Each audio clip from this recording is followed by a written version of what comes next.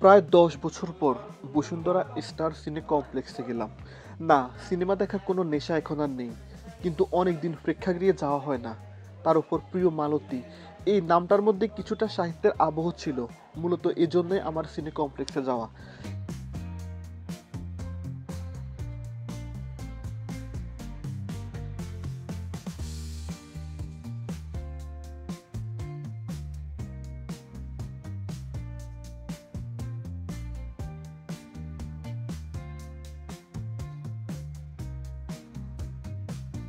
যাই হোক, প্রিয় মালতী দেখে এলাম।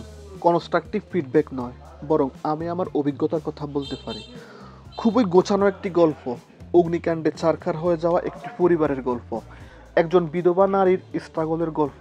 এগুলো আসলে পুঙ্খানুপুঙ্খ ব্যাখ্যা করে বলার কোনো প্রাসঙ্গিক কারণ নেই, কারণ সিনেমাটিক ফিকশন যেরকম হয়, প্রিয় মালতী তারই একটি অংশ। আর প্রেক্ষাগৃহে এখন আর দর্শক হয় না।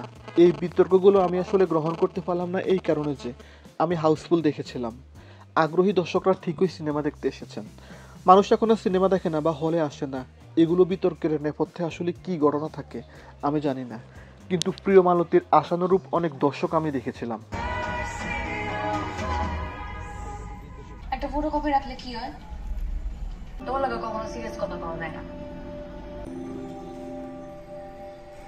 আপনার কাছে ঠিকঠাক রেকর্ড থাকে না কেন? কে মরছে না মরছে? আমার স্বামীর নাম নাই কেন? কথা বাড়ানো তো বল। এই পেছনের লোকরে জায়গা দেন। স্যার, আপনি কি বুঝতেছেন না যে লোকটারে পোড়ায় ফেলছে?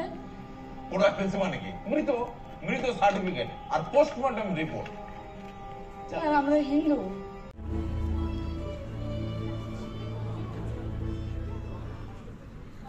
কখনো এসে হয়রানি না করে আমার সামনে থেকে না আসে কখনো। এটা আমি নেই নাই, এটা আমি তোকে হ্যালো এই এত উঁচু গলায় আমার লগে কথা বলবো না, খবরদার করে দিলাম। হ্যালো